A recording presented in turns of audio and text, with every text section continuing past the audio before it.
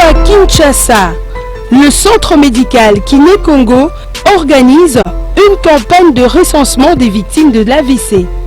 Vous êtes hémiplégique, vous avez été victime d'un AVC, venez vous faire recenser. En faisant cela, vous faites avancer les études sur cette maladie. À l'occasion de cette campagne, le centre médical Kiné Congo vous offre une séance gratuite de soins. Notez bien, si vous ne pouvez pas vous déplacer, appelez-nous au 09 94 99 57 36, soit 084 33 32 130. Nos bureaux sont ouverts du lundi à vendredi de 8h à 16h30 et le samedi de 8h à 13h. Nous sommes situés au stade de Martyrs, local 6, en bas des escaliers. Venez nombreux vous faire recenser. Le centre médical Kiné Congo, l'expertise européenne en RDC à moindre prix.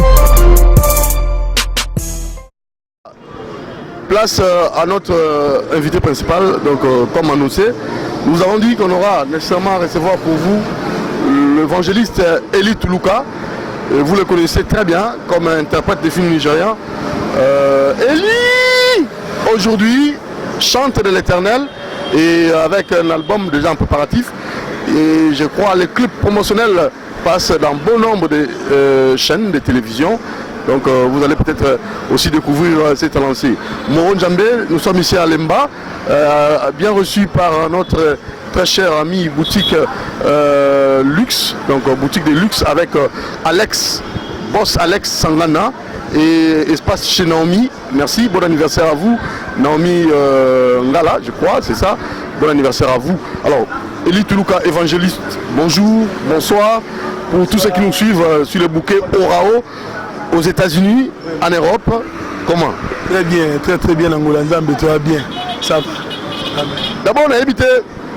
Même les bandes, on a Doudou Monti TV sur YouTube. Bon, on a un bouquet Orao. On a Eli Tuluka, la version Oyakala. Pour essayer de faire pour ça, nous avons moi mouké, on a interprété le film. On a négocié la caméra, on a plutôt côté la caméra. On a fait un type de balai. Oui, Eli Tuluka est là, on a loin, on a loin, ça est là, classement, et l'engezala. Donc, nous avons la pour la binotier libaya, to l'ambélia. Eli Tuluka, Oboyebi, Obolingara, Nelo, Eli Tuluka, chante de l'Éternel. Et il y a un kala et banda kala to le loyo oye na domaine oyo obungisaki obengamaki to bengamaki. Bon, Moussala Nzambe kutu ma fille nigérienne de Sima. Moussala Nzambe papa abotinga la serviteur de Dieu apporte prophète Tuluka aza apporte camarade une grande église grand frère na prophète na évangéliste. Na ndote na âge à 12 ans. Tina âge na commune na terre na yemba quand c'est la Nzambe.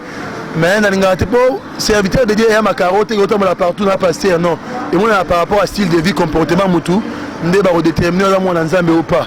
Ouais, mais là il m'a en coulisses, mais ce que moment est comme ce opportun de mon mission, ce que la mission va trouver que non. Il est Tuluka, serviteur de Dieu et chantre de l'Éternel. Donc c'est ça, papa de Dieu. Donc chantre de l'Éternel, déjà un album où l'année bon mouké ils a liboso. Pour tout le monde à la télévision, pour peut-être que ça la TVD. Oui, vraiment, on a un mais album, ils ont liboso, on a bimisi. Vraiment, il y a liboso. On a un coulisse de l'église, tout sort, belé. Mais dans le studio, ça a un zembo, qui est dans un zembo, c'est un liboso, on a tiré un album Amour divin. C'est comme orchestre, c'est Amour divin, album Amour divin, Nzambe. C'est ça, on n'a pas dit. Bon, pour l'instant, il y a 5 titres. Mais dans la scène, il y a un mariage. Nous sommes calamité, il y a marché déjà. On a dit que nous avons poza mutuna oyo ndeko na biso JP Miango la Salon Sarbati atuna kingai même boss Alex Sangana na boutique de luxe il pas tuna mutuna wana maman na biso Naomi Ngala voilà on fait anniversaire na ye il pas tuna mutuna na po ani oyembi kaka libala. Oui, gloire à Dieu. Libala parce que tant que bien. Libala et Libala makambo nyonso. Même na Eden. Tant on a sali moi sali mobile là liboso il y a qui Libala la institution divine. On a les bases. Donc ce qui Libala na baba foyer ça dit bien té en temps oyembi nini za malamu té. Même pasteur pour tirer bien dans l'église, faut on a besoin bon ça foyer na bien Libala. Donc tu yembi ka oyemba ka timenze mo ya conseil pour osunga batu ba se comporter bien na mabalo to kota wana. Donc yango ndi ali base.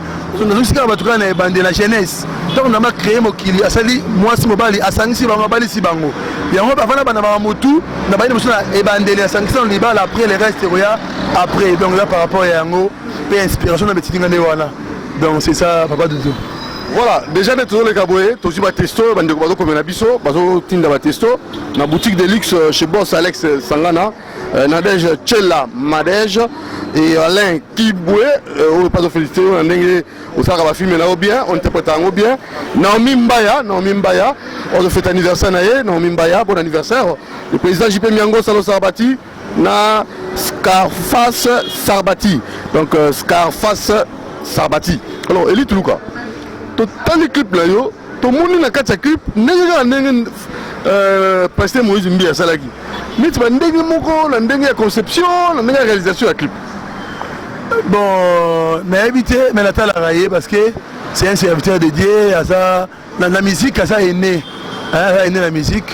Malgré tout, on a noté à moi Kala, par rapport à âge peut-être, mais noté à moi Kala, mais la musique, est né après ça qui est Bemingi. Attends, bien clip naïe, mais c'est ma clip en haut. Et là, on a une idée dans la pénalité. On a bien réalisateur, on a réalisé, on a marqué les mots, pour ça moi bien. Mais il y a une copie pénalité à passer à Moïse Mbie que j'aime vraiment. Mais il y a pas de raison de voter pour la Genga et la Moutouna Pamba. Pour moi, la la télévision, la Mouniango, la Ima Moko, on va ramener le Mounou. Pas de tout pété. Oui, mais tout le monde est bébé. Non, mais on y a copié, non, la copié, tu vas signer belé.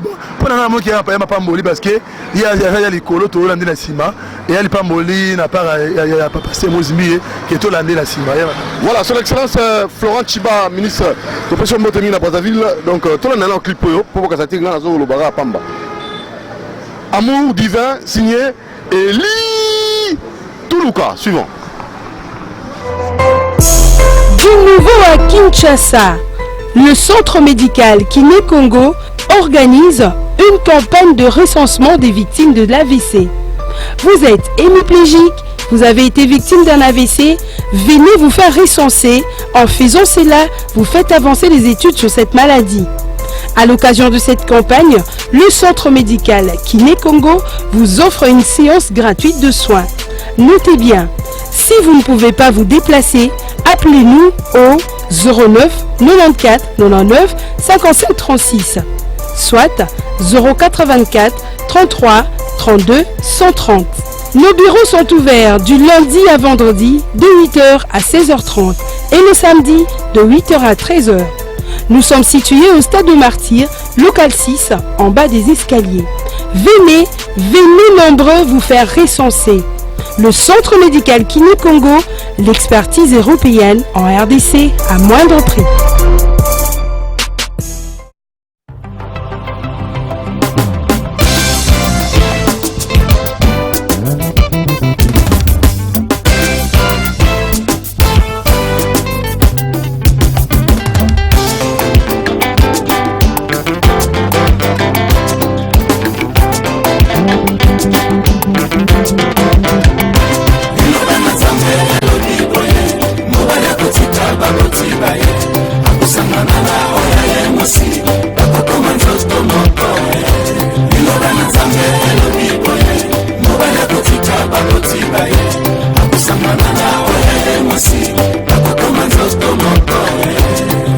Sangani lelo ona likambo monene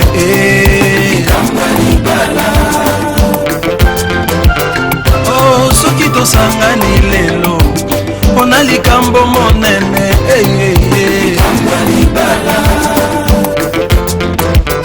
oh yeah. yemba kembo alléluia. Oh yemba kembo alléluia.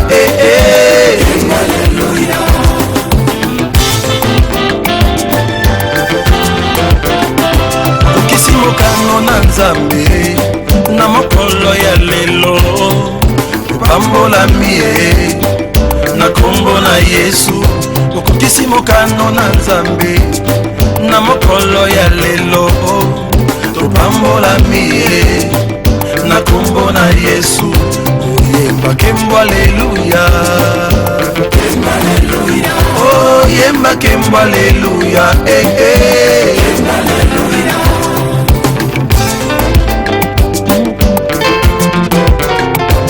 Mobali batela mwasi na yo azali lipamboli na yo auti na Nzambe. Mobali batela mwasi na yo azali lipamboli na yo auti na Nzambe. Mwasi yo nzimi mobali na yo na bapasi na bisengo kovanda na ye kino mokano na nkolo. Mwasi yo nzimi mobali na yo na bapasi na bisengo kovanda na ye kino mokano na nkolo. Yemba kembo alléluia. Oh yemba kembo alléluia.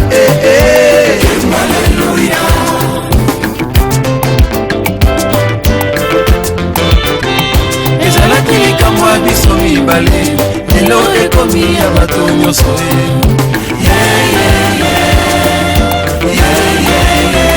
Ezalaki likambo ya biso mibale lelo ekomi ya bato nyonso.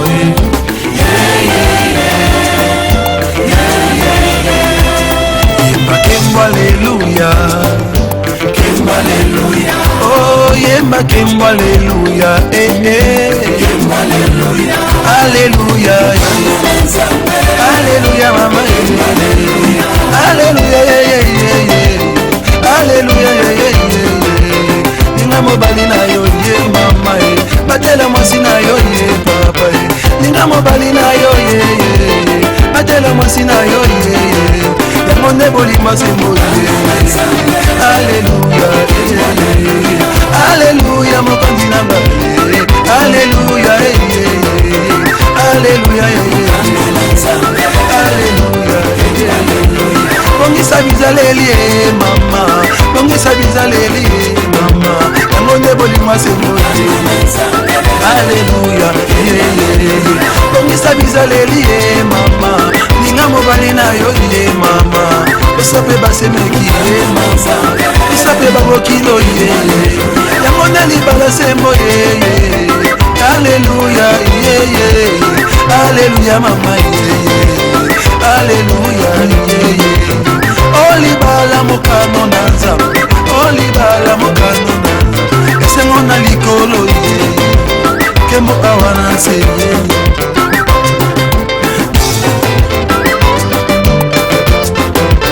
Linga mobali na yo ye mama, osa mobali na yo ye mama, yango nde libala sembo ye. Alléluia. Tosape basemeki ye mama, tosape babokilo ye mama, yango nde libala sembo ye. Alléluia.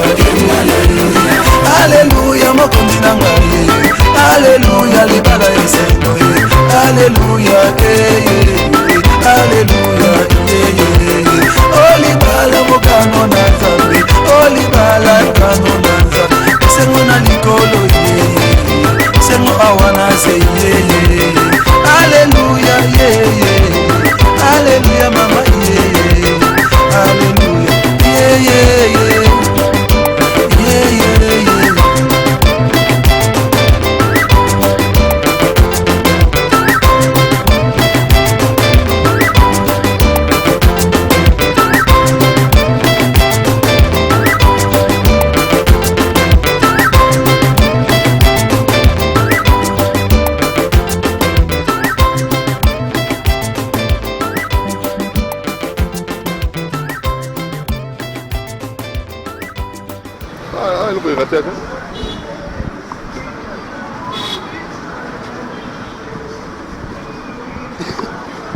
Voilà, merci beaucoup et un grand merci hein, parce que Olingo Mouta Mouné Naboé Zalara Passi. Donc on a vu le boss Alex Sangana, un homme vraiment généreux, donc on a boutique de luxe. Après ça, merci. Na Lemba Salongo, c'est ça non? Nare Salongo, boutique Pesaona, Tofandi, place Balak ça va tout bien.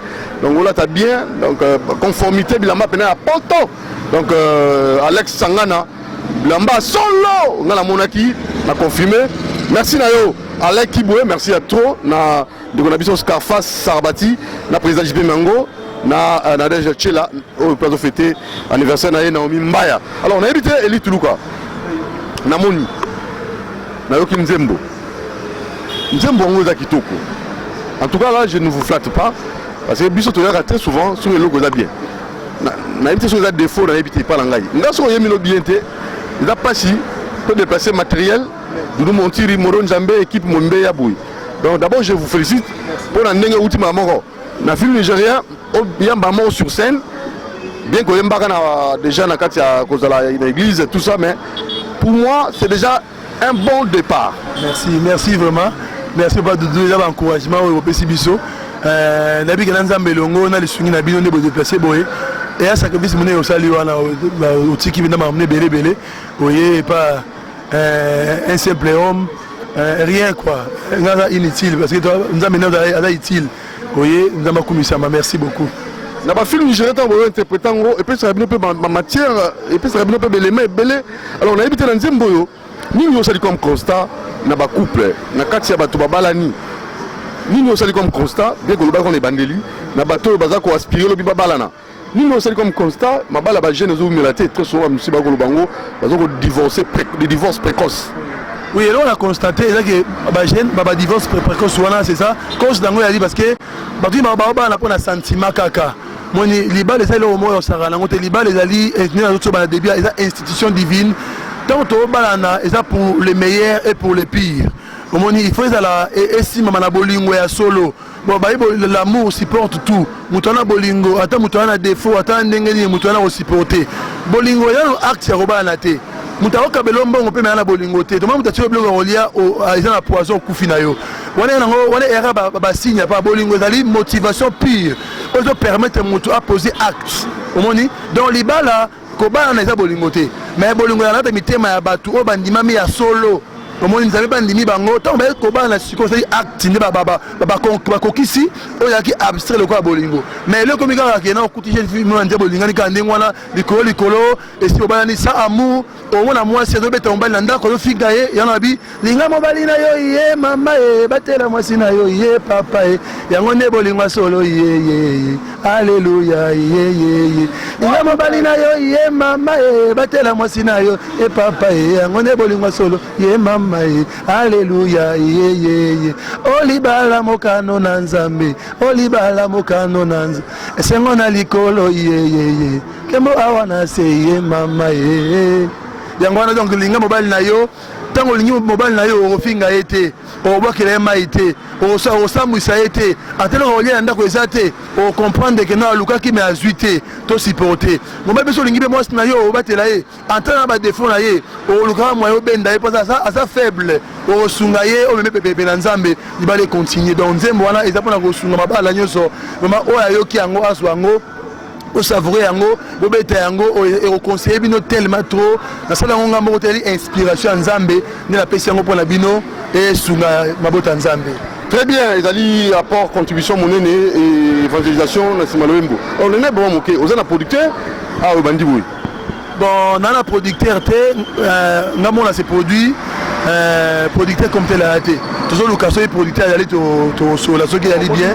Oui, na ba kimbela numéro nangali plus 243 82 048 96 plus 243 82 048 96 donc sur les producteurs nous avons l'ensemble na bandi musala osika voyez au rapport na yo vraiment to bande mo belé bien boyo ka ba bilo mais mais to ke liboso l'ensemble lo bande ozo mona la programme en fait projection est sorti album et vous à la camp amour divin parce que to bitu so ngoni so to ka ngoni so bon papa du na habité ke bino za bakolo na musala oyo banyango lelo te wana na biso tano na ndaku pas doudou donc nabi ke longo na yo na bato ba olinga basunga biso to tali to bongisa ngo na ba idée ya bino nanu po après si notre travail ngamoko na bi na idée benate ko pesa badatu mais nabi ke longo na pas doudou la projection ba concert mutakota la boeli tuluka ça la filme bien yembili so ebeli nzambe nkolo zo lokumu ndeni ba osala bako bengi so pe na concert oza na groupe na yo no bi groupe divin bako ya bo betipe na fête à mariage bo betipe oui na groupe na ngali comme amour divin groupe na ngali tozana bande ko Moïse tuluka ba belé wana donc so on a besoin de tourner libala na yo to pe na église tout consort on a livre vraiment disposé pour la moi na nzambe nyu so bengi sangai na oya na numéro na pesu wana plus 243 82 048 96 obengeli tuluka akoya partout ici ko bengaye na oya na sali musala nzambe penza mazulu lokumu na dispo plus 243 82 048 96 vraiment là disposé pour la motunyo surtout papa Doudou. Voilà, musique chrétienne, la musique ils ont ba makambo belé hein, nous tu vas passer dans ba producteur. Est-ce que lelo li tuluka ceux qui komi penza na bisika baninga musoto pesa ndax ba komi eli tuluka ozala kaka na nzela malam bon biso papa abotinga na mosuni aza pasteur ate biso nzela nzambe te biso nzela mokilité nzela masuya manini te ya kisipete vraiment attendre matombolinga po na souffra bete quand même na moi za mamunanga na rôle ko bango mabe pesalité na souffra te na PDG na marque nga PDG eli tuluka PDG na makambo nini PDG to ba makambango na fondation eli tuluka eza ko exister auto sunga ba mama ba œuvre de bienfaisance ba des ministres sunga bango par yango eza na matete na quartier Mongo numéro 73A à part yango pe na la compagnie de sécurité comme nango jet protection groupe eli tuluka protection donc bako benga yo soki mutanga zo service à sécurité ba na zawana baroya na numéro na ngai plus 243 82 048 96 wana benga ba sécurité baroya pe na primo wa mukie ba selo musala par yango na pe na centre médical centre ya tradi praticien comme nango jardin de nouveau kawana eza yanga madame nanga maliboso meza yanga donc na madame nanga donc na souvent nanga ite ke non so na zui lobby ni na loki malibana non na za toujours de nzambe longo alors jardin de oya maman là bas na salaka oya maman Patricia ilongo alors c'est pas trop tout le bon muke Michel a marqué kayo on le peut pas ba ka li tout kaza pe na moi référence moko boya za na mo mutu moko ya alanda amekola bon mission oya impactant ba bandana za la moi na tilelo eza Marie Misambo oui c'est Marie Misambo paix à son âme na il arrête lelo tile na il arrête mi pona ngami le na moi kapela kanisa mobembo osali na Yesu papa yo kanisa motuya ya makila na ye papa pona nini yo wangani Yesu yo pona nini yo ndimi kopengwa yo kanisa motuya asomba yo ndeko yo ozala kitina te apesi motuya donc très souvent ce qu'on a dit musicien chrétien à mobali à pesa comme mobali ndé comme modèle comme référence mais na mbalanga ya mbona musala na sali na mba mutazo mwana mobali la référence na yeza la mwana mwasi vraiment c'est vraiment surprenant vraiment na mali bisanga to adora nzambe mais ya misamo za idole nanga tilelo na adora kai na ndenge ya nzambe tena numéro 1 mais j'aime Marie Misamu na habité na bisa nzambe so apesa pouvoir ke na section mutu moko na mokili mutu moko kaka moko na section ndeye soki ya gibongo soki za bongo vraiment na lingaki mingi paix à son âme. Voilà, en tout cas c'est bien, c'est très bien. Alors on peut voir votre programme parce que tu dois cheminer Malé Menasuka. Oui, programme nanga ali to répétaka esika doit kuna na matete na mongo chaque mardi na jeudi à partir de 17h30 toujours répéter wana donc à part yango tu as biso disposé na makambo surtout ya ko benga biso on est là sans problème donc tu as ba nzambe to ngolinga tisokine tu as disposé pour na makambo surtout oyo ba benga biso pela romeka mo bla meke ba na ba nzembo muso ya lebele o to meka moke ba doit comprendre ngwa d'ici faire ya émission la biso pas Doudou. nalukaki libala nanga na mokili nazwaki eloko te nalukaki bomongo nanga na mokili nazwaki eloko te yango nakutani na Yesu yo nde solution nanga oh Jésus solution nanga oh Jésus solution nanga aïe solution nanga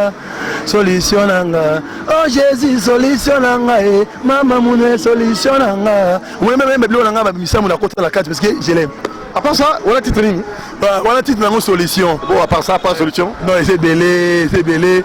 Oh, ibote, au bangate ba iba. Non, c'est inspiration divine. Donc on a iba bon, et là on a posé belé Yesu mona kipasi, pona yona ekulusu. Alléluia, alléluia nzambe na bomo. Alléluia, alléluia nzambe na bomo. Alléluia, alléluia nzambe na bomo. Non, c'est ça. Et les Toulouka, on a habité sur la salutation ou quoi? On a habité pour toi qui est déjà à Masuka. Pour toi, ça a lancé mon moko, pas clip moko. Oui, quand moko clip, ça dit, on a quand moko vraiment ça dit. Le reste, dans le studio, sur la sisi, babisala mekende. Donc ça va clip nango ba ndeba osepia nango makasi vraiment. Oui. Remerciement makasi na besi na papa Doudou pour ça le sacrifice roya otala ngai dans pas molayo pena papa Moro Nzambe monstre d'image doya ça na raté. Merci beaucoup. Et merci na mutu ja lingareli Toulouka, madame nanga Patricia Ilongo la perle noire na ba nanga so balinga ngai Gabriel Prosper Gédéon Toulouka et Ford na papa Botingai apporte Prosper et puis les Toulouka maman nanga Imbokoko. Donc c'est ça la moutba ndeme so tumbo te mingi na linga bino mingi pesa mari misa mbote sigwa on pas nzambe la biki kinga mingi yango wala linga. Ah non, en tout cas oza vraiment na Moïse Toulouka to ana ye Moïse Toulouka petit frère langa il est chef d'orchestre yanga wana c'est ça. Alors numéro de téléphone vous appelez? Oui, numéro de téléphone on a plus on bato ba rose appel au ticket la bango na ndaku. Oui, plus 243 82 048 96 donc 082 048 96 voilà numéro na ngai mona. Voilà, alors le lot titoyé grâce à l'Isungi pe bande konabiso na boutique de luxe chez Boss Alex Sangana, Nadège Tchela, Nadège Alain Kiboué et Naomi Mbaya, bon anniversaire à toi. Le président Jibe Miango Salo Sarbati, Nas Kafas Sarbati. Merci beaucoup Eli Toulouka. Merci na nenge ozala qui disponible na bandi ekosimba. Merci. La moni pena ta mannequin. Amen. Tatayo kasi on le sanga susute na nani frère na prince Monti fait un peu à son âme ngare mingi yinda eblo wana il vola tarabou vola donc bon la tira basi. Il pas qui voilà modèle correcteur ya sapologie. Non, voilà ben modèle. Voilà même à la radio va ebi que aller là fort. Non la ndé elle était na na moi qui mannequin na ye tu en na sima. Émission le to kanisi misa mon mari, to kanisi prince Monti. Donc ça lit bien. Merci. Alors tout ça la moi li Toulouka. Eli Toulouka est là, Otie Libaya, Tolambeli Yango, mona loin, salé la classement, yo, on est là. Kitoko, amour divin pour vous. Allez, ciao. Du nouveau à Kinshasa, le centre médical Kiné Congo organise une campagne de recensement des victimes de l'AVC. Vous êtes hémiplégique, vous avez été victime d'un AVC, venez vous faire recenser. En faisant cela, vous faites avancer les études sur cette maladie. À l'occasion de cette campagne, le centre médical Kiné Congo vous offre une séance gratuite de soins. Notez bien, si vous ne pouvez pas vous déplacer, appelez-nous au 09 94 99 57 36, soit 084 33 32 130. Nos bureaux sont ouverts du lundi à vendredi de 8h à 16h30 et le samedi de 8h à 13h. Nous sommes situés au stade de Martyr, local 6, en bas des escaliers. Venez nombreux vous faire recenser. Le centre médical Kiné Congo, l'expertise européenne en RDC à moindre prix.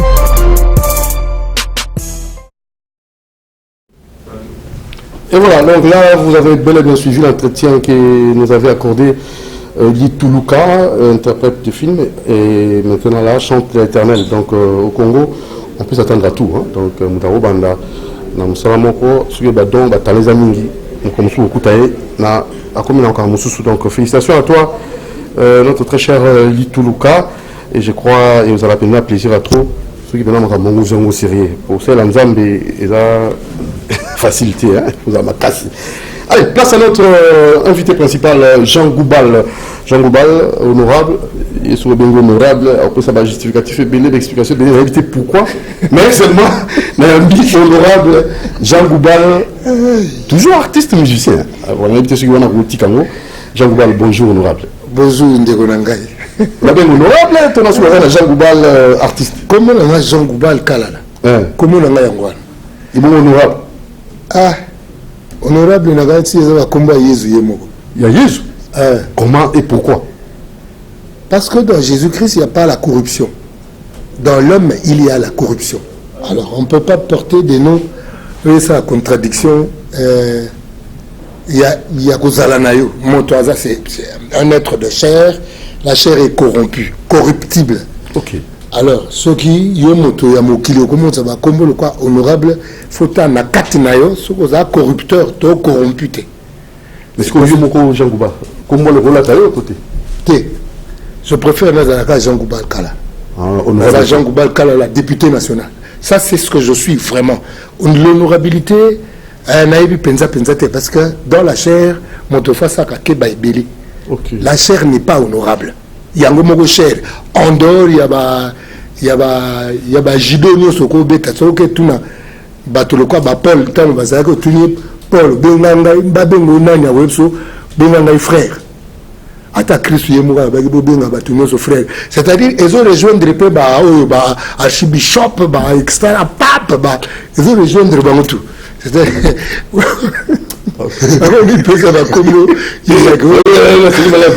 archibishop, extra pape. Moutou, individu, quelconque. Donc, il y a des titres, c'est-à-dire, il y a un acte. Il y a un acte. Niveau.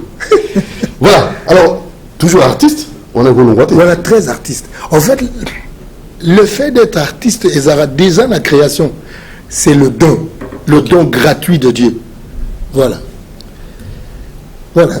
Vous avez toujours le cas de monde c'était au Yuzali, bien que vous avez le député, respecté quand nous sommes à l'Est, vous avez invité à l'Est, on a une chance de production à l'Otal, mais nous avons comme un peu député, il n'y a pas de qui n'a été, chance de production, courage, et notre très cher Marshal de l'Éternel Pasteur, bon, on va voir le cas vers la fin, avant le fait tout clôturer, tout coup fait là qui va grande balai, on a invité, mais les deux qui sont partis, Liolo et Lutumba, c'est comme si tu honorais Penza, Lutumba, mais tu honorais Penza, Andengé Lorobani, Maître Liolo. Voilà, il y a qui un peu inquiétude, il y a un mon Wafula, il y a un Penza Nayaki, un message où on a vu ce docteur Kibongo, Kibongi plutôt, il y a qui Penza mécontentement, Kibongi. En tout cas, c'est pas qu'on dit bango. Non, il fallait mettre le pas de honneur. Na bébé naé Rayaf, Maël, Lorraine, Kibonge. Félicitations à bébé au Botama. La question de l'honneur. Oui. Quand il y a un moment honorable. La question de l'honneur n'est pas dans l'habit de quelqu'un. To nakatia. Maître Liolo, ami du sérieux et de l'honneur dans son travail. C'est son travail qui a honoré Maître Liolo. C'est le travail de Simaro qui l'a honoré.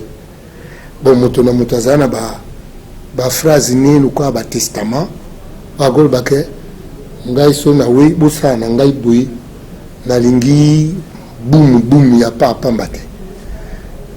Ou on appelle ça dépend, il y a une dernière volonté à bateau. Mais l'honneur n'attendait pas que Bissoto a honoré Bango. Ils se sont honorés dans leur travail, dans leur manière de faire.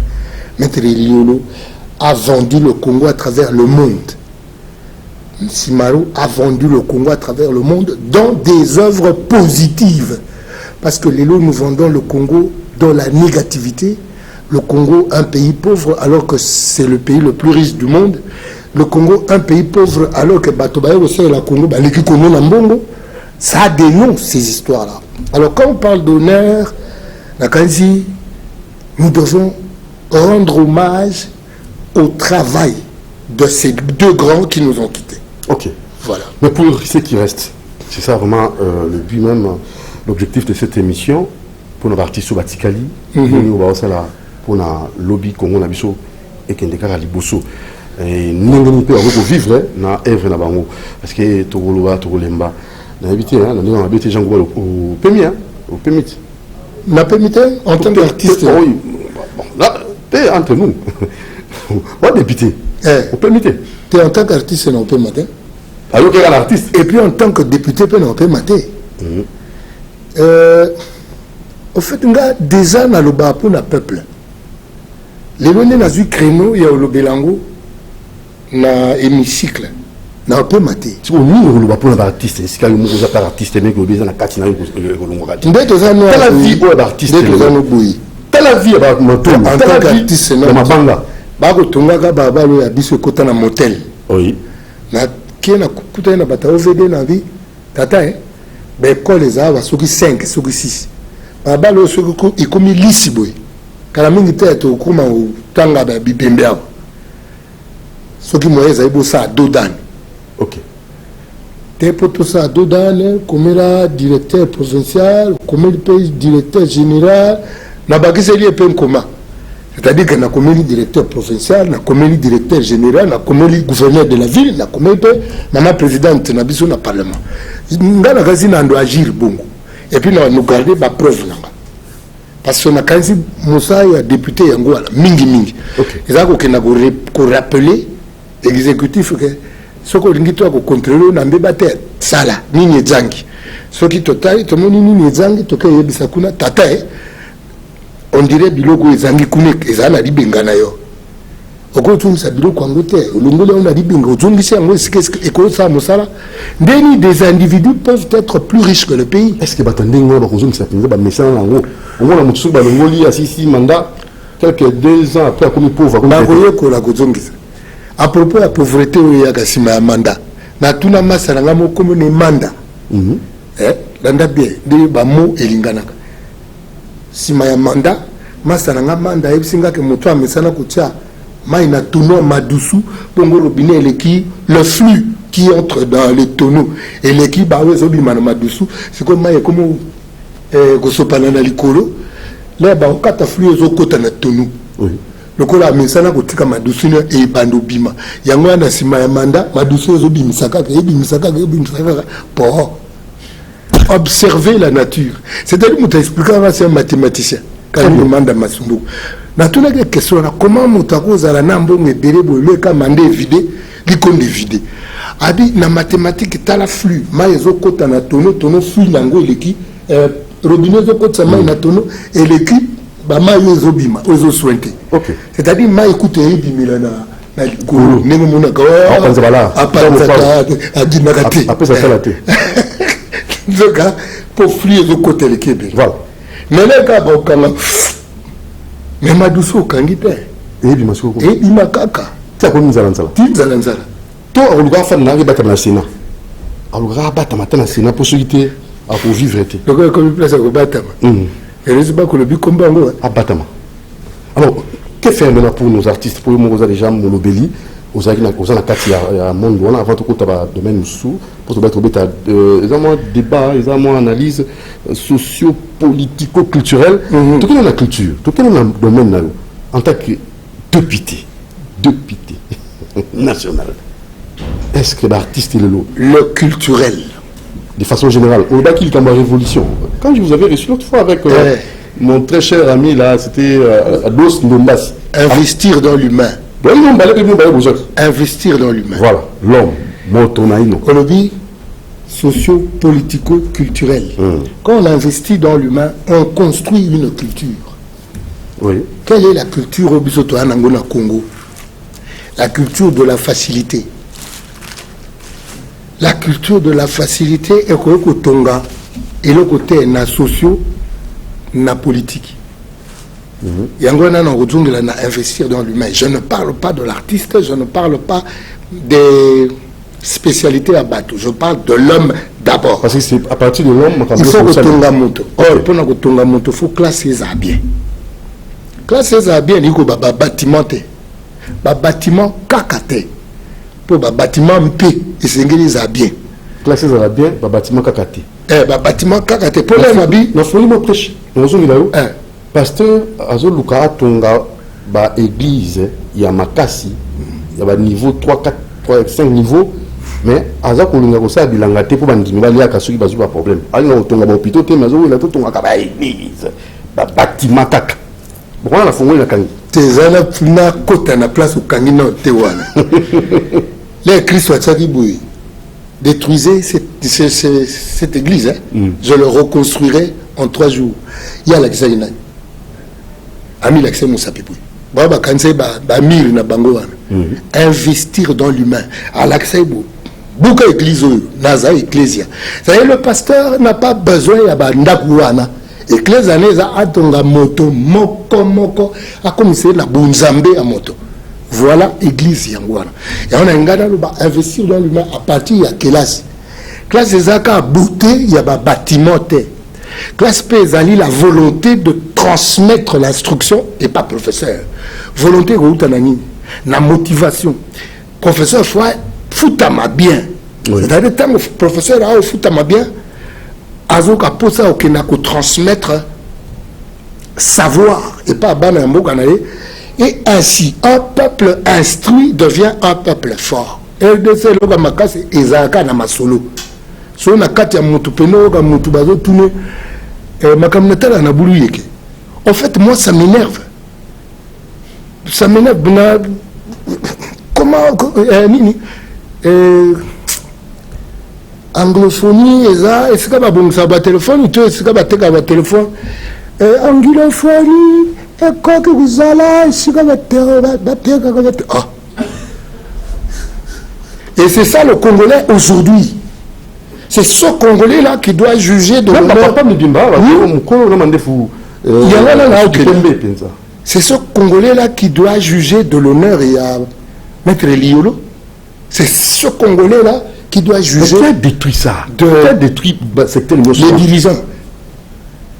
Ce sont les dirigeants qui détruisent le Congo depuis la indépendance. En fait, le Congolais n'est indépendant que l'indépendance formelle, il y a pas papier. Mais l'indépendance essentielle, il y a moto. L'homme qui devient libre, affranchi de toutes les pesanteurs. C'est-à-dire que on a l'exécutif, dirigeant bazar, esclave. Gratuité enseignement, ça me rappelle, gratuité enseignement. Mais ça m'a dit qu'il faut nous gratuité enseignement, bimi frais, la poche. Nous sommes bafré qui m'bouta, habité. Comment voulez-vous, frère Moutou, que yoya gosa les pas nangai? Oui. Oya okomi olekinga na mbongo nangai. C'est-à-dire au Saïnani, au Betinga coup d'État. Oui. C'est-à-dire au Betinga coup d'État. C'est-à-dire nos dirigeants, Beta Zahir coup d'État, au Congo, coup d'État. Et on a Zoro na Obaka, Mbongo ya l'État, ya l'Ibengana, yoteo. Il n'y a pas de frontière entre l'argent de l'État et l'argent commis par l'individu. Mbongo l'État, on a place, on a poche. Et tout cela, c'est parce que l'homme n'est pas très bien construit. L'homme qui est construit devient indépendant. Vous connaîtrez la vérité et la vérité vous affranchira. Affranchir, c'est-à-dire rendre libre. Libre du vol, de l'argent aux angikolo. Voilà des hommes libres. Un fonctionnaire payé. Un fonctionnaire impayé, Ndeko. Réaction oxydo-réduction. Oui. Quand la classe rien ne se perd, rien ne se crée. Quand la classe toutes choses restant égales par ailleurs, c'est-à-dire l'icône a fonctionné, ce que comme il était. Et tout est égal quelque part ailleurs. Les gens ne posent rien que moi. Mais comment est-ce qu'il y a impunité? Impunité. Il fait Zalakad. Ce qui. Impunité, vous avez un à punir. Il se sentir punissable. moto akoki kopinir so ye moko ami sortir punissable aloba okoya kolongola motu mwa eteni ya poussière ezala na liso nzoka ozwa na libaya na liso olongola moninga ndenge sikoto baboye na ndenge toni to investir ndenge ozala souci comment investir dans l'homme tant doit tona barrière wana oluti koepingle est-ce que aboutissement tokoatteindre objectif wana tokoatteindre yango clé ya liboso eza esengeli na bato ya losambo ya solo. Il existe dans des pays bato nzambe ayokelaka bakozala 2 3 4 nayebi ke na Congo baza véritable élu véritable kolo ayokaka oyo ezala neti Jacob abagare na nkolo abulie na matabi vie odie te so pambolinga te vie odie te baza ya bongo baza ma prière ebele ekoma osikisanga erapelenga sak sakulu obi sak sakulu na Mario na Jessica bagi zanga o mama zanga za mama choka zanga na mama ko sak sakulu Romaro sabreta na bichiru chikuru yankira tona lelo ko l'église l'église va prier mais ça profite à qui mais ça profite na musuni voilà forme mususu esclavage c'est-à-dire musuni kangi un esclave non esclavage c'est-à-dire il y comme fente le quoi congolais est naïf le congolais ne sait pas vérifier par lui-même le congolais pense par procuration c'est-à-dire mon konzimoko bo avandi akaniseli bino bo kansa souté bino bo komi ko kende ko appliquer. Le Congolais ne pense pas par lui-même, il pense par procuration, c'est-à-dire il y a quelqu'un qui fait on dirait que Shaolin avait fallu abi hashtag na yahawe bino tout le monde que hashtag oh mais j'ai habité que mutumso a eu échanger des limités à ya Jean Gobal mais bien vérifié aux ana commune limité aux ana commune lemba aux ana nani na hôtel de ville qui doit vérifier ce que hôtel nini et ça c'est de limiter à Jean Gobal peut dire on veut que changer de limiter à Jean Gobal on veut que changer de vérifier nan vérifier ça la nan enquête mais madame sont là aujourd'hui bien vérifier mais ce qui est l'environnement va permettre à moto à comme le roi nyama va permettre à moto te azala pena moto azala ka le roi nyama qu'est-ce qui ne permet pas faire la foule solo mais la solo alimbaté dans la commune comme véritable commune autant la commune moto ba ça mais ça na kati ya ba bosoto ba ofanda mais c'était ko le ka ba mela solo balimbaté bangungi donc poubellisation de la ville bato ba komi na banzala moto lokaka na tongo déjà la mki posa kaka lia déjà ba affaiblir moto na encore c'est voulu moto wana zo bana ngai moto wana ozana tango vérité qui affaiblit moto et quelle est la conséquence d'affaiblir l'autre? Mondele a affaibli biso a komi koya kotokaka ba mabanga na biso antalo azonga nango epa na ye conséquence tolanda ye pa na ye kuna mondela komi muna mbru trop de immigré balege bele et ça conséquence ya ko affaiblir moto yo bana ko affaiblir yo bi ke ngai pona nali akali konda na affaiblir ba yanke na tikela ba fulu c'est bon le quoi fulu za na mokili yengo ba ke na makanisi pe fulu za observez la nature vous comprendrez les choses de l'esprit ce qui nature est à fulu boy c'est que esprit pèse à fulu bongo conséquence ya fulu l'esprit les ani ba kuluna ba et la conséquence la solution c'est investir dans l'humain c'est-à-dire tozana posa ya bokonzi oyo evandi bato basali état des lieux c'est-à-dire ministère ya fonction publique ministère ya gens famille et ministère ya culture ministère ya enseignement primaire et secondaire et que dans le ministère il y a enseignement supérieur, dans la recherche scientifique, de former quelle sorte il y a homme Congo a besoin l'élo. C'est des calculs d'intellectuels, ça se calcule, ça se réfléchit. Et là, je me dis, ministre, cousin, tout, côté tout, au côté de la cabinet, pour tout gâteau. Non, il faut réfléchir, investir dans l'humain. Un homme humain, il y a des gens qui vivent dans le bosoté. Donc, bosoté, il y a mis sauté. J'ai dit une autre fois que Foulou et atteindre tous les 5 sens, il y a moto. Pour Foulou, ce que mon Foulou de Matiti wana na miso déjà ça salité. Matiti wana na miso ça salité et ça n'est pas ba ujana mususu ko tika ka ku ujana miso et ça salité. Mais entre temps, ça attaque la vue. Hein? Salité à Matiti na amru ya ujana. Ça attaque la vue, mais sur les obimana Foulou ça attaque l'odorat. Là, vous avez permis la foule aux yeux. Goûter. Goûter, là, vous avez fait. Faut le type. Au goûtané, là, le toucher. Pour le malade, monsieur Kabouara Magabongo. Oui. Et tu vois, lui,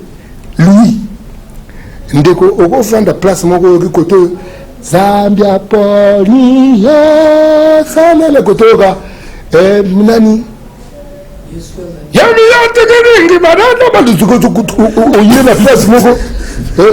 ça, j'ai rencontré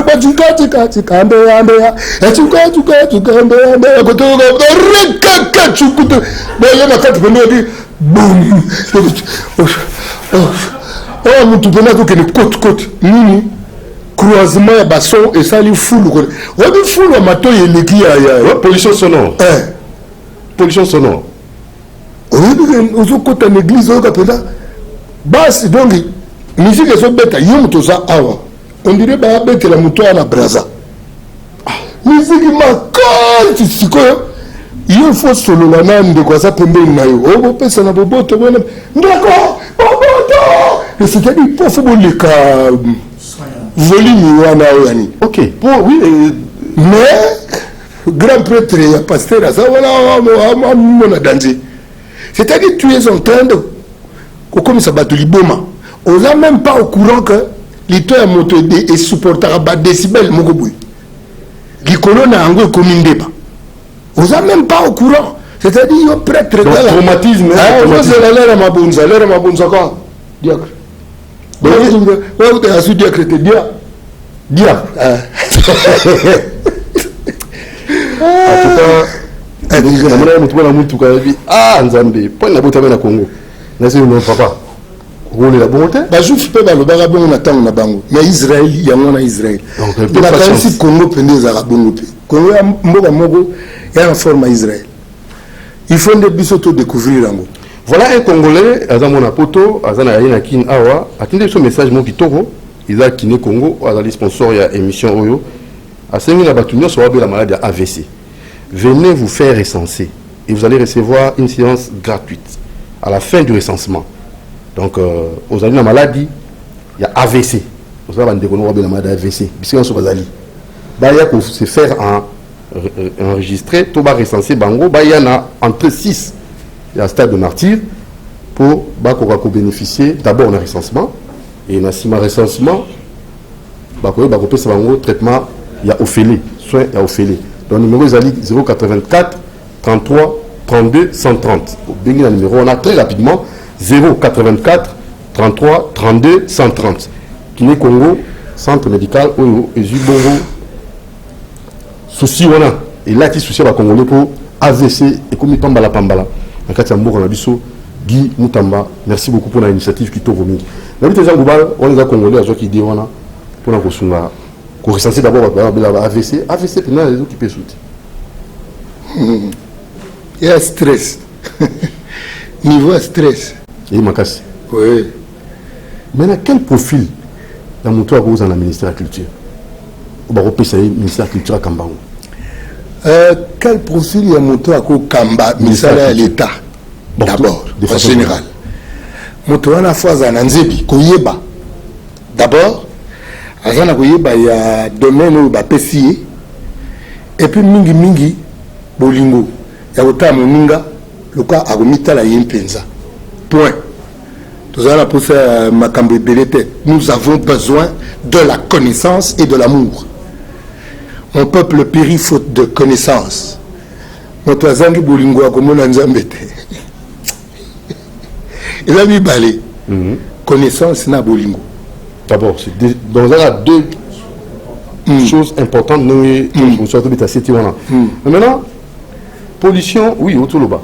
Mais assainissement, il faut assainir millions de musiciens. Dans la composition de Bino. Tu as assainir millions de musiciens. C'est un ami Bokolo.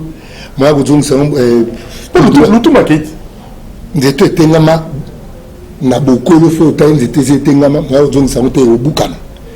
Investir dans l'humain, tout le monde a. La responsabilité n'est pas que pour les contemporains ou les gens qui existent dans horizontal. La responsabilité est aussi pour la génération future, c'est-à-dire verticale. Ce que tu penses na Baïbakuya Sima, tu vas nous bango classe lelo. Mais ba o banzete tendama, tu vas bango la justice. Justice c'est corrigeaka eza le quoi ba plate répond na miku c'est yimba bétisté hein so mikolo wana ne bazomba bétis ba kanga bango na mona collège Albert Premier lina zonde la wana bato bagomo bananga olinga ko bango mingi na tiki ko boka papier dans la cour de la récréation na collège na première année primaire deuxième banda wana tilelo na boka sous papier na nzela te na boka sachet na nzela te. Encore que ce nom il y a copal, il y a plastique, il y a sachet, il y a finango, il y a candy qui finit pour tema et donc on a quantité pour dire il y a espace militaire na foule. Tout ça, ça s'apprend. L'assainissement assainissement mental d'abord longtemps. Assainissement mental d'abord, c'est-à-dire ce que les langues bango ba cerveau, ba ko sokolambo kana ba. Justice. Justice côté ba miko et c'est que bango justice au père pas à l'état ya ba yaka tout le monde jonisa na mpaka kota kuna oyekola ko tikaka mpaka à l'état libanda na yo ndeto moni pe bandi ko salima. J'espère que ça m'a bien et ça a été catégorie bato basimba te intouchable et ça pour bato nyonso te intouchable azana mokilité soki bakenda ko simba na Yesu Christ. Ce qui est intouchable à cause de Christ. Les bails au bagaille, il y a que Peter, Pierre, à domicile, c'était il y a que l'itoïde. À Bakama, Pierre, au cop 900 l'autre. À Soudan. On a fallu qu'on vivre. On a dit, mais quand il fallait qu'on vivre. Ah, mais ma mère m'a dit, femme, qu'y a-t-il entre toi et moi? Mais femme, ma mère a continué comme ça. Bon, ça m'a cambaye, ça vient.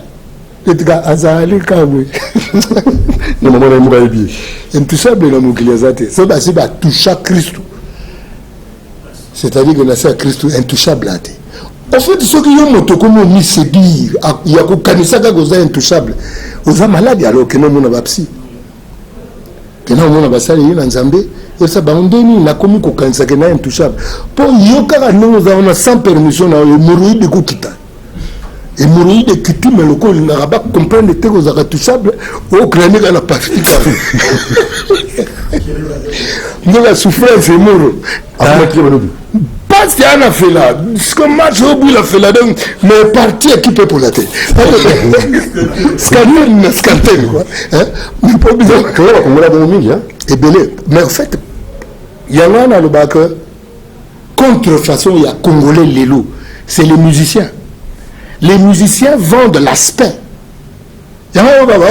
Aspect, c'est vendre poso, vendre l'extérieur.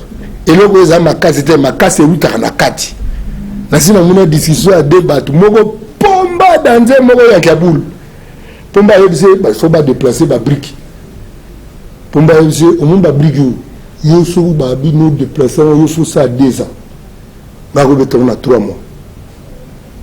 Yanga boula tuni poni le bibon abi pongo na musclette na muscle na baka on a déplacé na bagile royaux on me pema habité na amela pe matin na boulila ngwa na ça la règle à point d'appui ce qu'on a créé dans le monde de plateforme on a pété na ça on a musu na une semaine yo commaté alors biso Congo nous vendons l'aspect les biceps le monde vend l'intelligence le savoir voilà ça c'est vraiment très profond Jean Goubal mais c'est quoi oui surtout on a député en moi boy moi mingi namoni pe na sepo na moni député namoni jeep la mimi na mtama namoni jeep na c'était yange moi ma mimi non mais yo pina ndemo za kuku okuku yo ku député ba taxi te ngabi heureusement que kola tiona na nzela nga donc tel l'arrêt député yo la définition biloko wana kisasa sina kutana ba petit mo ngala na va na lemba na luchacha nazo ngashinga kilote na ngaka kibia lipazi non ba petit ba yo ça examen d'état bana biochimie batali ngoti et vieux kabo vieux à rien nazo ba petit na kozala na nyoso emona na raté ezana biloko yo zanango mais emona na raté na oyo zanango oyo emona na bozela na poser bino question bino bana boyo ça examen d'état lelo bana biochimie vous pesez la valeur et accélération à pesanteur oh vieux tu vas ba plein oh bah vous tu vas voyer ba ngana zanango mais pourquoi bino zanango te parce que vous êtes prisonnier de l'apparence vous n'avez pas le contenu qui crée les apparences avion ou na apparence avion est d'abord intelligence tout vient de l'inapparence on a besoin tout vient de l'invisible. Tout visible vient de l'invisible. C'est-à-dire, bien so bikomono. Biuti na ino na oyo komono no te. Oh sur ces années nous pour commencement l'esprit de Dieu se mouvait au-dessus des eaux même à eux. Dans le spirituel conduit le physique, le matériel. Il y a le pas de phrase que la lumière soit et la lumière fut. Parce que la lumière et il y aura soit en Zambie la lingala. Moi, je comme soit mogo. Donc, on va continuer. Deux, en fait, une production rapidement pour le moment. Il y a tant de choses on sentir que là, les lourds bon la quatre n'avaient pas là à boire. Bruno Nzinga, je crois bien. Voilà. Monsieur Bruno Nzinga, on va continuer. Toute production. Tout ça, c'est le montant mon Jean Goubal, député. Artiste, député. Alors, c'est comment? Bonjour d'abord. Oui, bonjour. J'ai des chairs de poule quand je le vis parce que ce sont des personnalités ou c'est une personnalité qui contribue énormément dans notre pays, dans son secteur.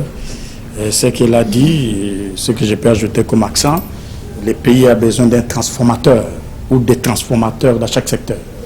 Je vous dis d'abord dans son cas, c'était un transformateur. Il a fait des sommiers, de transformer la musique dans ce sens pour que les gens écoutent des belles musiques. Moi, ce que je dirais, la culture est le socle du développement d'une nation. Si vous avez une bonne culture, c'est le départ de votre pays. Bon. Je dis, nous sommes dans un pays comme les enfants d'Israël. Il aura un jour. Et tout ce que vous faites là, aux autres, c'est votre titre honorifique, aux autres, c'est votre diplôme de mérite.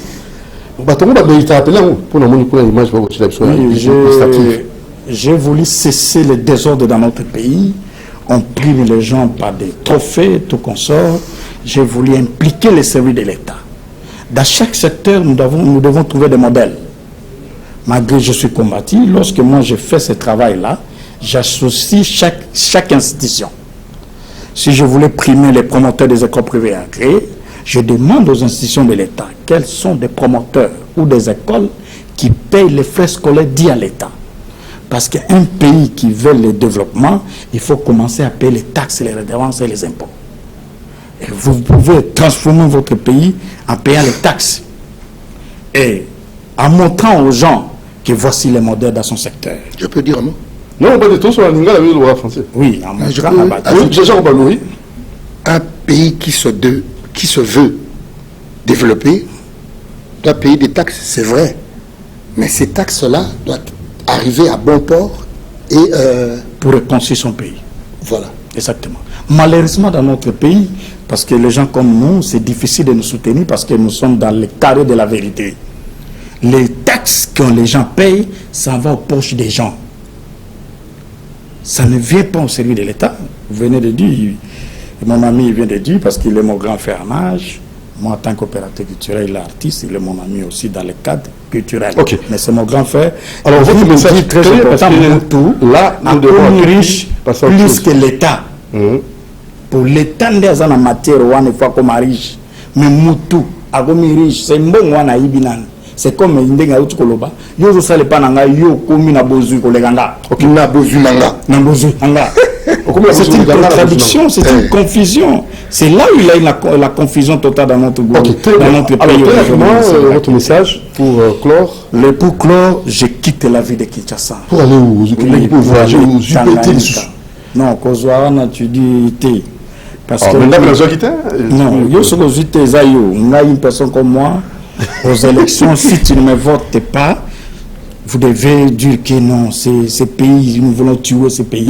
Parce que la vérité des yeux. Non, attendez, nous avons besoin de vérité des yeux. L'anga bien, nous souhaitons, Moninga.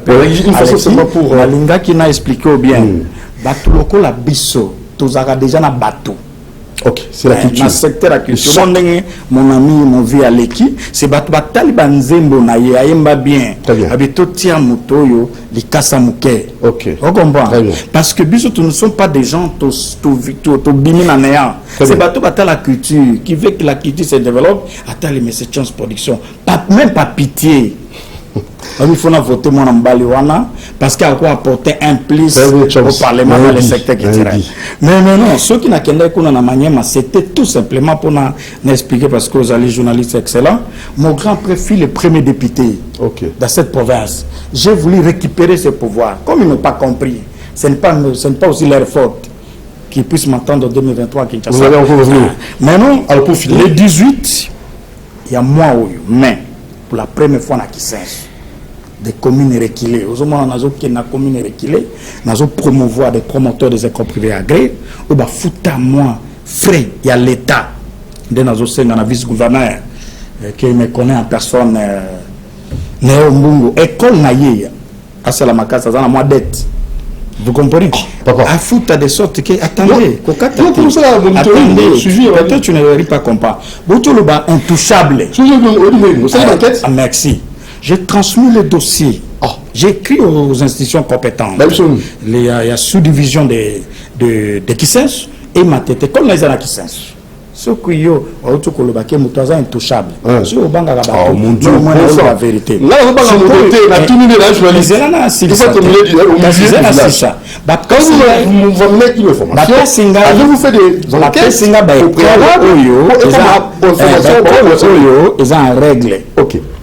dans l'État.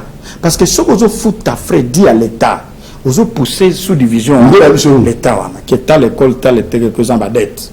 Mais comme moi je le connais en personne, la personne, que c'est un patriote, parce que c'est un monsieur que je le connais. Je lui demande tout simplement, monsieur le gouverneur, votre école est en dette parce que tous les critères sont bons. Ça reste seulement les critères de paiement, les frais. C'est les 18, je prime les promoteurs des écoles privées agréées et des ONG qui travaillent mieux parce que, et comme ma ONG à Malette, après, je quitte la ville de Kinshasa la semaine du 20. Je prends vol pour Tanganyika. On a besoin de 2 vols. C'est la quitté Goma, après on a eu petit porteur pour la Goma. Merci beaucoup. Tout ça à la recherche de la promotion de la culture. Très bien.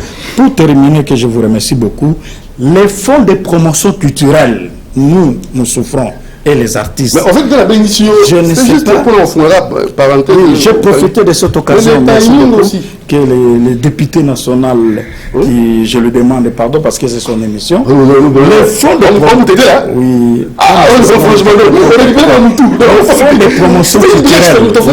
Parce que si par exemple lui aujourd'hui Dieu lui donne la chance, il est ministre de la culture. Parce qu'il a l'accent de la culture. Mais vous profitez au plateau. Les fonds de promotion culturelle, les gens là, je les invite. Si moi j'étais à leur place, je démissionne. Ok, merci beaucoup.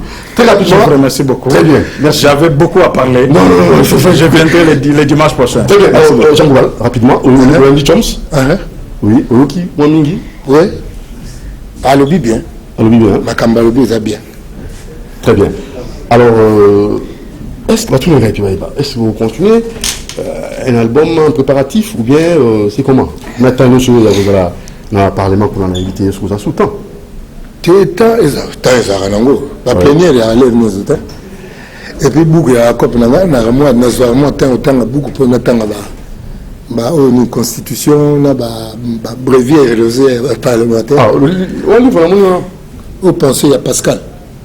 Blaise Pascal. Au temps que nous Nazotanga, na la kati au tanga. Nini na kati nini tozo. O la so tangi. O la sila. Ko la so ba livre bili matanga monte. Et on a sila tangi de ça parmi makamna lubaka nabi elamba tende esaka honneur ya mosala. Mosala neti nandolo bela maître Lioloda Simalo. D'ailleurs soko type bango bagi bata mumbafute. OK. Même ça nezolo. Bagi bata mosala. OK. Pascal Azolo Bangouplé. A dit, apparence était, mais c'est le travail qui fait l'honneur de quelqu'un. Ok. Blaise Pascal. Petit mot, enfin, vieux mot, mais petit, Adana, 39 ans. Je suis au micro, là, donc, album, on va ça là. Ah, bon, bah, il y a des news, il y a pas. So, ça, on est ici, dans le réalité, on continue en politique. De toutes les façons, sur l'album, on va bien. Na Luba Kaka. La politique, c'est l'art de gérer la cité. Dans le côte Saka, on gérer la cité bien. La côte Sango Kaka. Et puis, dans le Baka, Makamba Bolingo. Dans le Bapé, Makambo Yanzebi. La connaissance. Dans le Belango, toujours. J'ai une chanson, titre Lango Boania Wapi. Boania Wapi, le Belanzebi. Éloigne. Na pesi motema na koluka Boania mpe mayele na mokilinga na kamwe. Namoni lolendo ndenge kongala au solitaire au kokanisa yango Boania. Il y a une confusion na kisasa entre la connaissance et l'orgueil. Bato muso akomite ma betitolo tutitolo abina danzi. On vérifie oui. Ana connaissance te. Ah ouais. Et souvent c'est comme ça moto afungoli nzela ya koyeba. Tsoko amoni moke azali a longola lolendo. OK. Et na kati yanzemu nabi lolendo akosi yende solo. Boania yanoli nzete ambile ebota ngubate. C'est-à-dire qu'on défendre la vérité te pour vérité za vérité yemoko déjà la vérité qu'on défendre était. OK. Pasteur Marchand de l'Éternel. OK. Nzamba zalo comme merci Jean Goubal. Nzamba Pambola Jean Bal. Pareillement. Honorable Nzamba Pambolo na musala au continent. OK, on va pasteur. Après si Boigna Babi Salomon Senga sagesse et intelligence, il y a Pessi Boigna. Au moins Boigna de Salaramoto. La taille ne fait pas l'homme, mais ce qui fait l'homme, c'est la tête. Parce que tête de Salaramoto, même dans la carte à œuvre, nous peut ça exemple. Il y a un des commissaires Doudou à la grand, il y a un des commissaires Jean Bal à la grand. La tête de Salaramoto dans la carte à société. Vous comprenez? Mais le monsieur chrétien, Nicolas Lelo. Le musicien chrétien Lelo, basé en inspiration, pendate. Monsieur Zali, comme le test, comme le lieu, mais vous êtes inspiré par Dieu. Parce que ce que m'a commis, la connaissance. Mon peuple périt parce qu'il manque la connaissance. Donc, vous tenez la connaissance. Alors, vous pouvez dire que après ça, mais souci nous a comme maraka du banzambi ici comme dans années. Merci de. Vous se dit on a au changement. Té au moni. Mais la monnaie c'est la monnaie mutukate. Le tenant du titre. Na yeli mona logo. Na monnaie peut jeep na cité. Mais il y a plus de 30 ans musalo. 30 na sali 40. 44 na kati ya ministère 44 pastoral. Sala nzambo. Na stroke mutute na yibité. Na so travailler bato balingaka honnêteté. Bato balinga bato bazo croquer bango oyena babiloko saloka bongango comme okosa bango otombola ye et ça biloko bato balinga ngwana mais sur les paroles vérité mutata mon droiture bato balinga droiture. Alors votre numéro de téléphone pour la bato bangi bazolo sambo. Merci malgré temps et ça les biso bato tout bazana besoin prière zo numéro oyo parce que tout sambelanda parce que Yesu kat nandako. Il faut bien Yesu na kat nandako.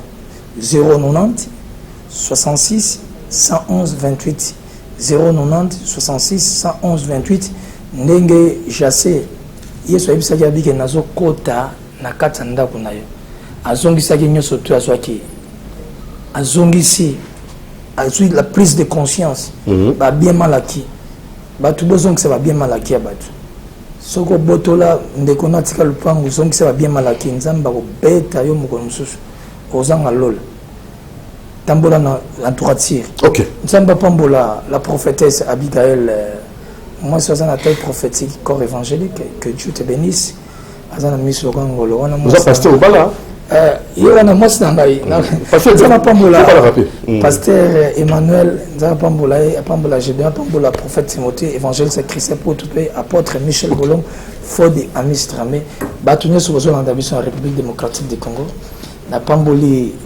député Jean Oubal kende sala malam na parlement depuis 5 ans nzamba accompagnant binotou na pambolo le tenant du titre journaliste de Dumotiri. Merci, amen. Que Dieu te bénisse. Moron Nzambe pe prinon Nzamba. Très bien. Nzamba zana bang. Merci. Papa Jacques. Jacques Ondina. Très bien. Régisseur d'antenne. Alors, Jean Oubal. Oui, Mbogo au sein de nous. C'est tout un problème. Nanda Kumoko, moi na kesa na gauche, papa na droite, monsieur na centre, tout ba monsieur ba bimaruti ba priorité. Ça pose un problème dans la société. Christophe, oui, il y a une sangisabinoté. Il y a une division na kati na bino. Na kati ya bwana wapi na ba nzelo ya kufa bisengo batomeke kasi bana papa bayebi lolenge na ye. Yemo Christophe mzabi nzelo memaka na kufa bato baza yebele na kati.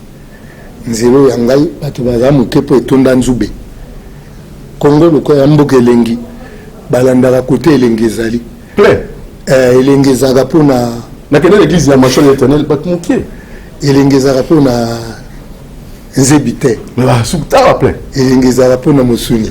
Merci beaucoup. Alors très rapidement aussi bonjour tes chers amis. Bonjour Doudou Montsero. Santé va bien. Santé Kitoko. Oui. Comme d'habitude, donc c'est l'esprit de l'art. Je suis un artiste, rappeur, je fais du rap. Je salue déjà notre vieux Jean Oubal qui est un député aujourd'hui, ça fait plaisir. Moi c'est l'esprit de l'art, on m'appelle Belgo Madiko. L'esprit de l'art, on confirme, on peut Jean Oubal pas yoga. Ah, on donne l'esprit latin d'autre. Nazara déjà, c'est la ranek na minute c'est en angaï rébé, automé qu'il n'a Suède, il y a eu Marambo parce que je fais toujours plaisir à tout le monde. Mais on n'a rien de l'homme, il y a un moment où ça la makambo. Balati manzanza, babeti manzanza, mizika manzanza, basali manzanza, balati manzanza, yoga, mabende kilo bonanzoto nini okeko teka kubele, ngenga soko kongenga na petel, gangela ba innocent, bango bamela kaka fama tanga na tango bazwi ba rendez-vous. Balati fashion, bazakala, bisoto beta kaswaga, appelle-nous les swaggers, plus que des sapeurs, plus que designers, plus que visionnaires. Ngomba e bandina makolo, matiti na kingogezo ya bordeaux. Na misapo kokuta baga ya gogo, bisona bango toyoka na kate batonda likunya tellement toza canon vitesse à veloso. Tuna bana poto ya kalamo kabeza barapa Paris Château Lamour sister vos na kosta roi makoko, ozo vimba na pamba. Tala babebe nde bazoboule bayiba kibaka ya argent na soir tokorene na fiesta les clubs koinda les carrés indi la ressource indi o android à vision biso nde tosimbi volant botalaka biso lokola mwasi ya monene kitoko alati collant sûrement il y aura des accidents. Koko Bedjogo viens pas me changer là-bas dans alors message rapidement pour tout le monde. Déjà je vais commencer par remercier le Dieu Tout-Puissant qui m'a accordé la chance d'être là. Et j'ai dit que c'est 18. Le 18, je vais... Non, ça ne dérange pas.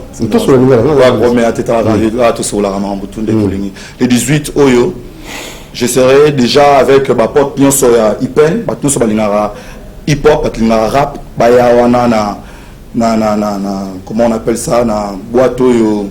Comment j'oublie le nom, avec Rit Gamani comme productrice, Azawana na Ipen, comment j'oublie le nom, déjà il s'allie bien pour le numéro de téléphone balingi ba rejoindre groupe Esprit de l'art balingi ba mon abisso batala bisso Tozali 089 250 25 74 pour tous ces gens qui veulent bien nous voir batala mona na ipen wana donc tozala wana pour tous ces pays sabato. Merci beaucoup. Alors Hervé Guégué, je crois que c'est Guégui ou quoi, je ne sais pas comment on dit Guégui ou Guégui, je ne sais même pas comment on dit Guégui, on dit Guégui. Steve Ndili na rubrique à Songo, l'artiste. Pour conclure, ça c'est la génération toujours montante, un petit conseil ou quoi, une organisation. Petit conseil à Gaël. Oui, on peut ça. Ça travaille mingi. Quand on parle de l'esprit de l'art, on est dans l'intérieur. Et ce qu'il a fait là, ce n'est pas dans l'intérieur, c'est dans l'extérieur. On le dit tout sauf aux spirituels. Le robi esprit de l'art, esprit, c'est-à-dire une attitude internisante. Donc, attitude moi kotsuna kati. Mais la moni attitude mugo là tu faut ça nini bala mamelo talavera là tu sais des akakolata na ko comparer les actes poso. L'esprit alors, faut observer Balinga Obasaga rap, le rap, l'esprit. Rap, c'est aussi le rythme. C'est-à-dire, le rythme, c'est tam, tam, ta, ta, tam, ta, ta, ta, ta, ta, tam, ta, ta, Balinga Obasaga rap, tu sens la percussion. Mais puis, surtout, ça rap, Ogaga Maloba. C'est-à-dire, percussion, ça calculé. Au fond, Yoga Ming. Ça va? De rien, ça ne dérange pas. Très bien. Prochainement, salutations. La Bossanité, DJ Ice 5, bon anniversaire. Et Christelle Zora, Torozalazala, parce que c'est sa famille. Quoi. Très bien. Alors, Jean Goual, Tourouna Souka, invité pour les Congo, pour tout ce qu'ils ont suivi, je ne sais pas, rapidement. Deux mots. Un mot, deux mots. Voilà. La connaissance et l'amour. Pasteur Azaï, on a dit, Azamutu. Oui. La connaissance, c'est l'amour, c'est l'amour. Ok. Pour la Congo, il y a deux mots. La connaissance et l'amour. Merci Jean Goubal. Merci Merci. Très bien. Alors nous remercions très sincèrement Jean Goubal, Machoual l'Éternel et tous nos invités, l'équipe pour notre canal de vedette. Nous remercions aussi notre sponsor Kiné Congo, Centre médical Kiné Congo, Bokende, Bobena numéro 084 33 32 130 pour recenser Bino sur la maladie AVC. Et après le recensement, on va couper le traitement gratuit avec le temps. Merci à Moro Jambé, merci à Bino Nzinga, merci à Urbain Kanyama, Jacques Wandeng Aboazou et à toute l'équipe. Doudou Montier vous dit bye bye, au revoir et appelez-nous au numéro 089 61 52 634 pour d'autres informations ou si vous voulez passer en direct ici, Natacha Montiri, Kitoko, Stéphie Montiri, Kitoko, Fred Deo et plein.